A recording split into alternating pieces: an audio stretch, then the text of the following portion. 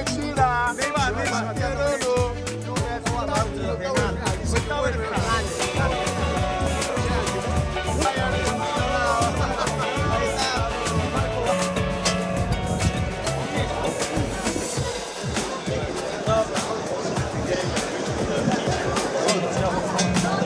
Brasileiro.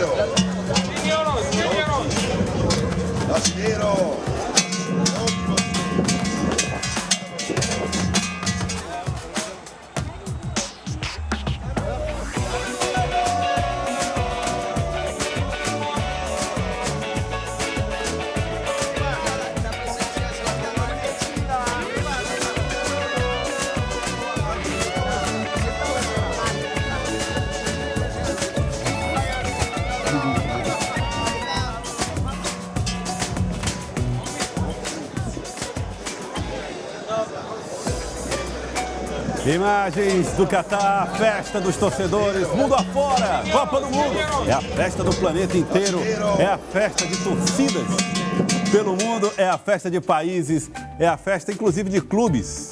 Boa tarde a vocês três, Didimo de Castro, Pamela Maranhão e Neila. Tudo bem, Neila? Seja bem-vinda mais uma vez. Didimo, é a festa do Flamengo. O Flamengo já fez 2 gols nessa Copa. De Arrascaeta está arrebentando no Uruguai. Boa tarde a todos. É aquilo que a gente até comentou, né? O torcedor é seleção brasileira, mas ele adora ver o jogador do time dele em campo. E o Arrascaeta, grande craque do Flamengo, não está no scratch brasileiro, porque é uruguaio. Mas já fez 2 pelo Uruguai no jogo de hoje. Pedro deve fazer mais uns 2, ou seja, o Flamengo 4-0 nessa Copa do Mundo. Então a Copa é do Flamengo. Copa é do Flamengo, Pamela Maranhão. Boa tarde pra você. Vai ser o sextou dos sonhos, né, dos rubro-negros que estão chateadíssimos, né, reclamando bastante da ausência aí de Everton Ribeiro, Pedro dentro da seleção brasileira e do Arrascaeta. Agora é interessante, né, como é que todo um povo acerta e o técnico da seleção uruguaia erra dessa forma, mas Arrascaeta já mostrou pra ele que ele realmente tem muito pra fazer dentro dessa Copa. Eu acredito que agora não é possível que esse homem não crava a titularidade dele. Acho que nem Tite deixaria a Arrascaeta de fora na seleção brasileira. Com certeza, ainda mais depois dessa atuação desses 2 gols, viu? Pra quem tava acompanhando essa partida que tá acontecendo agora entre Uruguai e Gana, a Arrascaeta realmente fazendo a diferença, oportunista principalmente no primeiro gol. Então, um jogador que tá cravando realmente essa classificação do Uruguai e não tem como ficar de fora. Legal demais, legal demais. Eita, Flamengo tá salvando até a seleção do Uruguai, meu Deus do céu. Vamos agora com os nossos repórteres que estão posicionados em Teresina, Picos, no Catar. Em vários lugares a Cidade Verde está. Deixa eu ver os repórteres. Cadê eles? Cadê eles? Aí estão. Eu tenho lá aqui em Teresina, Herbert Henrique. O Edivan já está lá em Picos. Ian, Pedro Ecanísio e Michele Wadia, direto do Catar para trazer as informações para nós. Quero começar o seguinte, faço conexão com o Catar. Pedro e Michele, ótima tarde. Placar para o jogo de hoje. Ótima noite, Joelson Jordani. Boa noite, Michele, todo mundo aí do estúdio, pessoal ligado na TV Cidade Verde. 4-0 Brasil. Eu vou de 2-0 Brasil. Boa noite pra cá, né? Boa tarde pra aí. Mas eu vou 2-0. Eu sou mais modesto. Eu sou otimista nato. 4-0 tá ótimo. Muito bom. Vou a Picos. Atenção, Picos. Placar do jogo do hoje, Edivan. Boa tarde, Joelson. Boa tarde, torcedor brasileiro. Coração a mil, viu, Joelson? Mas olha, eu vou insistir no meu último palpite. 2-1 para o Brasil, viu? Muito bem, Edivan. Herbert Henrique, o seu palpite.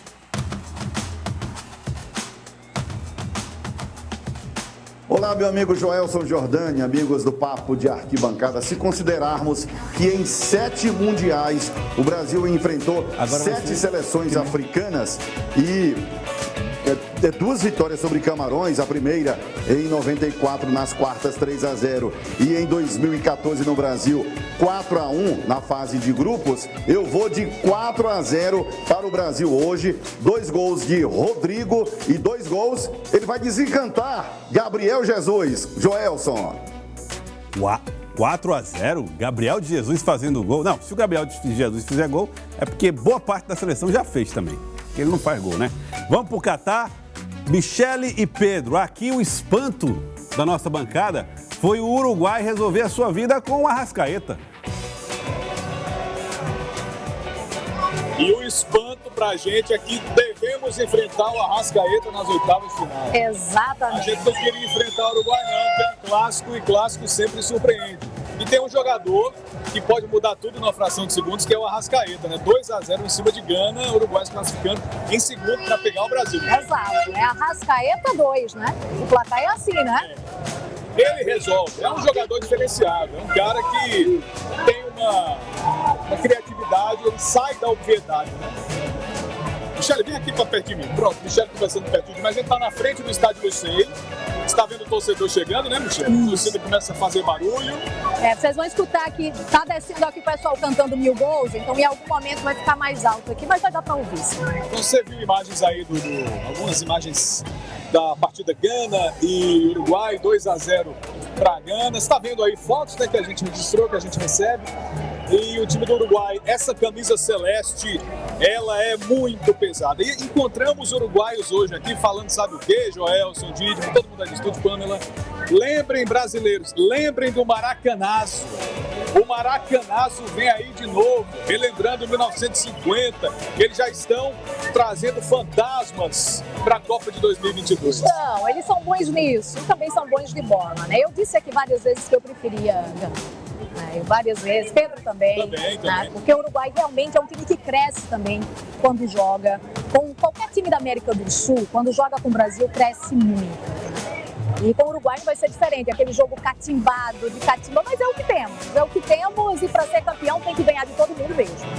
Que venha o Uruguai, Joelson, mas queria não, agora não. Bom, se fosse para escolher, né? Mais pra frente, né? Se fosse pra escolher mais pra frente. Agora, Dídimo de Castro, devemos ter medo de um novo Maracanazo, ou seja, uma nova vitória uruguaia em Copas do Mundo contra o Brasil? Não, medo não, né? Agora é um adversário de respeito, o Uruguai, aqui na América do Sul. As grandes forças do futebol da América do Sul são o Brasil, a Argentina e o Uruguai. É verdade que o Brasil perdeu a final de 50 no Maracanã, mas 20 anos depois, na Copa de 1970, semifinal do México, foi 3-1 para o Brasil. 3-1, gol de Clodoaldo, Jairzinho e Rivelino. Inclusive, já depois disso, já tivemos o Brasil vencendo o Uruguai em Copa América em 89, 94 em eliminatórias de Copa. 2-0 no Maracanã, gol de Romário. Romário, brilhante. E tivemos um mundialito no Uruguai, que foi em comemoração à independência do Uruguai. Foi um grande campeonato internacional com seleção da Europa. E o Brasil decidiu com o Uruguai no Estádio Centenário e perdeu de 2-1. O medo dessa cara feia já ficou no passado, Neila? Vou com o Dídimo também. Acredito que não precisa ter medo. Realmente ficou no passado. O retrospecto dos últimos anos para o Brasil é bem melhor. Mas, claro, é uma seleção que realmente, para chegar numa próxima fase, para jogar contra o Brasil, com certeza ela vem com muito mais vontade do que mostrou hoje em campo. Porque o Uruguai hoje foi sim um Uruguai diferente. Inclusive, Joelson, lembrando que o Uruguai ainda era a única seleção, se eu não me engano, que não tinha marcado nessa Copa. Terceira rodada, última rodada da fase de grupos, marcando os primeiros gols. Arrascaeta empatou o primeiro jogo em 0-0, perdeu o segundo jogo e agora fazendo finalmente os primeiros gols da Copa do Mundo. Acho que sim, vai ser se vier o Uruguai confirmado, a gente como primeiro do grupo, é um jogo difícil, mas não um jogo para ter medo. Você sentiu o sutil trocadilho de Neila? O Uruguai mostrou o Gana. Pamela, mano. Gênio, né? Porque é gênio. À frente do seu tempo. Exatamente. Não consegue fazer isso. Mas eu acho assim, inclusive, eu tinha já cantado esta pedra em relação às oitavas de finais, né? Quem acompanha nossas redes sociais sabe que eu comentei lá que o Brasil não vai ter vida fácil até esse Hexa. A tendência é que a gente enfrente muitos campeões mundiais, grandes seleções, não vai ter vida fácil e esse primeiro confronto que já está se desenhando vai ser já nessa pegada. Uma seleção uruguaia que, vamos dizer assim, chegou no Mundial hoje, né? Realmente, como a Neila comentou. Hoje fez a sua grande apresentação, tirou do banco quem tinha que tirar, né? Todo mundo já estava sabendo, menos o treinador uruguaio, mas enfim, deu tudo certo, né? Pelo menos para eles. E eu acho que assim como a Argentina, que acordou também nessa última rodada, fez a apresentação que todo mundo imaginava, a seleção uruguaia também. E tem jogos que são automotivacionais, né? Os próprios jogadores falam muito sobre isso. E esse jogo entre Brasil e Uruguai, que é um confronto gigantesco dentro do futebol, ele é um desses jogos que são... clássico. Exatamente, são automotivacionais. Então a gente vai ter um jogo, inclusive, eu acredito, de muita imposição física, né? Talvez até um pouco violento, porque tem esse histórico todo envolvido junto e vai ser uma grande partida e a seleção brasileira vai ter que descarregar o primeiro caminhão de brita, né? Vamos dizer assim, dentro da competição, se confirmando isso, né? Lembrando que um jogo de cada vez, né? Hoje temos nossos... Camarões. Mas a gente está falando isso porque o Brasil já encaminhou sua classificação, né? Exatamente. Se não tivesse esse problema, tivesse que decidir a vaga hoje, a conversa aqui seria outra, certamente. Seria outra. Mas, de fato... A Pâmela falou nos campeões do mundo, então é bom lembrar que dos 8 países campeões do mundo, estão fora a Itália, que não entrou, e a Alemanha, que foi eliminada agora na fase de grupos. Aí continuam Brasil, Argentina, o Uruguai está classificando, a Espanha, a França e a Inglaterra. Então aí, não tem moleza para ninguém, né? Tem moleza não, tem muita história envolvida. E já que o Dínimo falou a respeito da eliminação da Alemanha, Pedro e Michele, direto do Catar. E essas surpresas da Copa do Mundo, hein? Marrocos, Japão... Senegal. Muitas surpresas e muito barulho aqui.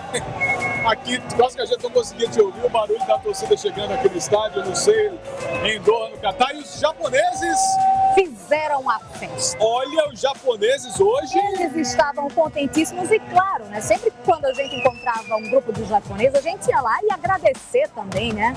A gente fazia arigatô para eles, afinal de contas foi esse placar aí, foi esse resultado que fez com que a Alemanha fosse para casa. E aquela bola não saiu nunca, nem precisa de tecnologia. Aquela bola jamais saiu.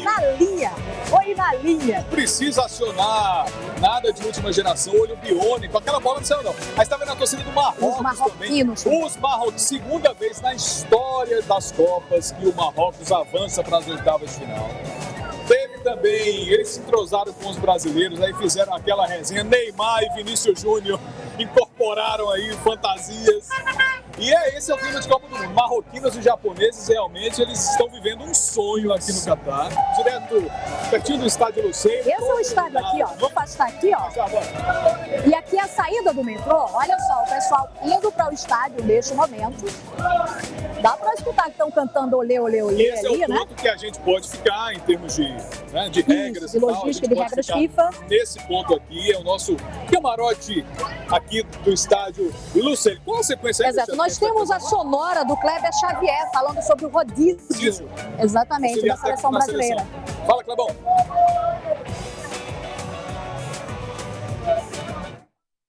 Diferentes, vai pegar uma terceira equipe completamente diferente, né? Então a gente está focado, vamos fazer algumas substituições, ou quase todos, né? Colocando grandes jogadores para jogar, e a gente entende, em 2 jogos usamos 19 jogadores, a gente não nomeia como titulares ou reserva, a gente nomeia como quem inicia jogando ou quem não inicia jogando, prepara todos de uma forma igual.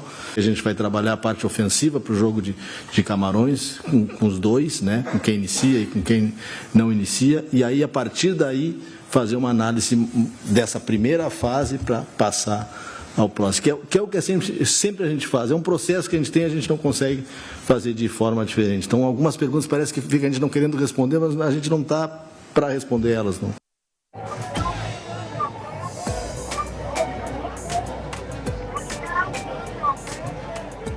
Nós temos também imagens, né, do treino, né, da seleção brasileira, dos atletas que estão, né, à disposição.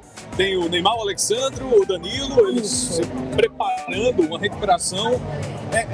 Praticamente toda a comissão técnica médica, toda a comissão médica está plantão 24 horas em cima desses 3. O Neymar é o que preocupa mais por conta da lesão ser um pouquinho mais séria. Mas existe aí uma grande interrogação se o Neymar vai estar pronto para as oitavas, né? Exatamente. Danilo e Alexandro certamente devem estar prontos para as oitavas, pelo que a gente escuta por aqui. Agora o Neymar ainda é uma grande dúvida, mas só em visualizar essas imagens a gente já fica mais otimista. Mais otimista, mais tranquilo, né? Claro que Neymar é o nosso trunfo, né? Não vai deixar de ser, né? Mas, sim, ver o Danilo, ver o Alexandre se recuperando, já nesse ritmo aí, é importante demais pra gente. A gente precisa desses caras aqui. Embora agora, daqui a pouco, a gente vai ter o time em reserva, né? Estreando, muitos jogadores que ainda não estrearam vão jogar aí. É um momento de torcer, independente de quem jogue, claro, né? Mas nós temos um time de reserva excelente. Nós já dissemos isso em vários momentos aqui, né? Que esses atletas são fantásticos, né? Independente de serem titulares ou estiverem no banco ou estarem no banco, serem reservas ou não. Nós temos duas equipes, duas seleções fantásticas. E agora eu acho o seguinte, para encerrar nossa participação aqui, primeiro a atmosfera da chegada da torcida. É algo muito especial. Viver isso de perto, ver a torcida chegando no jogo de Copa do Mundo é simplesmente inesquecível. Brasileiros, outras nacionalidades, tem muito indiano torcendo pro Brasil que chega aqui, muita gente com a camisa do Brasil de outra nacionalidade. É uma vibe diferente, né, Michel? A gente fica realmente hipnotizado com tudo isso, e o Piauí está aqui, a TV Cidade Verde está aqui, de frente para o estádio que o Brasil vai jogar direto do Catar. Agora, eu não sei como é que o Tite deixa um jogador como o Pedro, que é um nome que chama gol, quem cheira gol, né? Olha, lembrem que a Arrascaeta também estava no banco, né? Arrascaeta também estava no banco, foi convocado e fez, e é isso. E aí como é que você deixa Pedro lá sentadinho no banco também? Pedro não pode ficar no banco com esse nome. Ah, e eu pensando que era pelo futebol, cheira gente. Gol. E eu defendendo o futebol, ele está defendendo o nome dele. Não, Pedro, não. Bota o homem, bota o Pedro em campo aí, Tite. Gente, um beijo pra vocês aí no estúdio, é sempre um prazer conversar com todo mundo aí da TV Cidade Verde. E vamos embora, Brasil! Coloca o Pedro, Tite! Vamos lá, 2-0 hoje, hein? Meu palpite, anota aí. 2-0 palpite de Michele. Olha, obrigado a vocês do Catar, que agora acompanha o jogo do Brasil. Vamos lá para se preparar para o jogo. Agora, tem a escalação da seleção brasileira possível para esta tarde contra Camarões. Olha aí, Brasil deve ir a campo com o goleiro Ederson, goleiro do Manchester City. Bremer e Militão fazem a dupla de zaga. Militão que jogou de lateral direito, né, da outra vez. Agora Daniel Alves, agora sim vai jogar. Alex Telles pela esquerda. Fabinho e Fred como volantes ali à frente da zaga. Rodrigo jogando no lugar daquela posição de construção ali de Neymar. Na frente, Martinelli e Antony abertos. Gabriel de Jesus mais centralizado para o jogo de hoje. Dídimo de Castro. Uma escalação... totalmente diferente, né? Então tem que esperar o jogo, né? A gente já estava vendo ali o crescimento do Vinícius Júnior, Rodrigo, né? Estamos sem o Neymar, mas o time brasileiro estava do chamado entrosamento, né? Agora é um outro time que está escalado. Vamos esperar aí para ver o que realmente vai acontecer nesse jogo com o Camarões. Muda o fato, Pamela, de termos Daniel Alves na direita, no jeito de jogar? Muda um pouquinho, né? Porque a gente está falando de um atleta que não tem aquela mesma imposição física, né? Aquela mesma qualidade. Mas eu volto a lembrar, como eu já falei aqui antes, a seleção brasileira joga com alas construtores, né? Joga com os laterais sem aquela necessidade de estar fazendo tanta transição, passando no corredor. Isso é responsabilidade dos nossos pontas. E, com certeza, Martinelli e Antony, que são atletas jovens e que estão entrando bem, né? A gente lembra que eles foram utilizados, né, em um dos jogos, o Antony nos 2 primeiros jogos e o Martinelli em um deles, e eles estão conseguindo ter esse entrosamento também, estão conseguindo se sair bem. Porque assim, se o time principal tá entrosado treinando junto, o reserva também tá entrosado porque eles têm que treinar junto também, né? É o time de baixo e normalmente eles estão treinando juntos, né? Então eu confio muito nessa parte. Tem essa questão do Daniel Alves pela questão da idade, que tá sendo muito cornetado, né? Eu sei que independente do que ele fizer em campo, a corneta vai acontecer, mas vale a gente lembrar que é um time que tá muito rejuvenescido, né? Ainda mais a seleção brasileira já é um time jovem atualmente, né? Tem essa mescla, mas tem muitos atletas jovens queimando aquelas primeiras pólvoras dentro de uma Copa, e a seleção reserva, né? Esse time alternativo, vamos usar esse termo, também é uma seleção muito jovem, né? Então, eu acredito muito que vai ser interessante a gente ver essa força do banco para ter essa noção diante essa seleção de Camarões, que eu acho que é um jogo diferente em relação à Sérvia e à Suíça, porque é um jogo que vai ser um pouco mais de trocação, porque a seleção de Camarões já gosta mais do jogo, né? Não vamos enfrentar um adversário que opta por ser defensivo, né? Por não sofrer gols, né? Talvez a gente tenha um jogo mais movimentado. Jorge, para aproveitar que a Pamela falou de juventude, a gente tem Martinelli, Rodrigo e Antony, que no Penta tinham 1 ano de idade ou meses. Então, hoje em dia, já estão jogadores de 2000, 2001, e estão agora na seleção Geração brasileira, realmente bem mais novas. E eu estou na expectativa de ver principalmente o Martinelli atuando hoje, o que é que ele pode fazer. Uma promessa, um jogador que tem feito muito no Arsenal e promessa, inclusive muitos outros times já de olho nele. Acredito que hoje vai ser um jogo muito interessante, principalmente por essa atuação aí na frente, Rodrigo, Martinelli, Antony e Gabriel Jesus. Gabriel Jesus normalmente não rende nessa posição, Neila. Justamente. E é o questionamento que o pessoal faz para esse jogo de hoje, justamente a escolha até de quem sabe colocar logo o Pedro nesse início de partida. Mas eu acredito que é uma semana que eles tiveram de treinamento, essa parte do entrosamento até foi muito questionado para os próprios jogadores, o Alex respondeu sobre isso. E acredito que o Tite tem essa aposta no Gabriel Jesus para render com essas velocidades nas laterais com jogadores diferentes. Vamos ver como é que vai ser hoje. E tem uma pessoa que é mais inteligente do que o Rinus Mitchell, mais inteligente do que o Guardiola, mais inteligente que o João Saldanha, que é o Ellison Costa. E ele disse que a seleção brasileira joga, na verdade, com 4 zagueiros quando tem Alexandro e tem Danilo pela direita, né? Esses laterais. Mas com o Daniel Alves, a expectativa é que a coisa flua de outro modo, né? O Daniel Alves, ele é bem ofensivo e vai completar hoje 122 jogos pela seleção brasileira. É o terceiro jogador que mais atuou na seleção. Só perde para Cafu, que fez 150, e o Roberto Carlos, 132 partidas. E o Daniel Alves tem 2 títulos da Copa América, 2 da Copa das Confederações, mas não ganhou a Copa do Mundo. É campeão olímpico em 2020 no Japão, na Olimpíada do Japão, que foi muito contestada também a convocação dele. Sim. Ele foi titular, capitão do time e o Brasil foi campeão. Olha aí. Olha, pois não, Neila, essa parte até que o Dídimo lembrou do poder ofensivo foi uma das falas do Dani Alves na coletiva, de né? ontem, Justamente, os 2 primeiros jogos, o Tite precisava de laterais que jogassem mais recuado. Eu sou um jogador para poder ofensivo e é isso que o Brasil está precisando nessa partida contra o Camarões, segundo o Dani Alves. Então, por isso, ele também destacou que é por isso que ele está jogando hoje e é capitão. O Daniel vai malandro, né? São muitos anos. Toca de lado ali para tirar um pouquinho os holofotes. A gente lembra que, inclusive, o fato dele ser essa persona é um dos fatos de que faz com que a gente debata tanto o nome dele. Se fosse outro nome que tivesse como lateral direito reserva da seleção dentro de uma Copa do Mundo, ninguém ia estar comentando tanto. Mas como ele tem já esse jeitão, né? Então acaba chamando mais atenção. Mas ele sabe que foi uma escolha do Tite, porque precisa dar fôlego aos seus titulares, porque sabe que o caminho dentro da Copa não vai ser fácil a partir da fase de mata-mata. A gente está vendo uma Copa que, como eu tinha comentado outras vezes aqui no Papo de Arquibancada, muita imposição física. Então ele precisa estar com todo mundo inteiro. E a gente já está sofrendo um pouquinho com a questão das lesões, já temos 3 baixas importantes. Muito bem, gente, vamos para um rápido intervalo. O Ellison Costa já está me avisando aqui. O nosso Marcelo Bielsa de Floriano está informando que a Coreia do Sul venceu o jogo contra Portugal. Portanto, está se classificando. O Uruguai precisa fazer mais um gol para que eventualmente consiga a vaga. Vamos para o intervalo, na volta a gente já tem esse resultado e vamos falar também sobre camaroneses no Piauí daqui a pouco. Voltamos já com o nosso Papo de Arquibancada.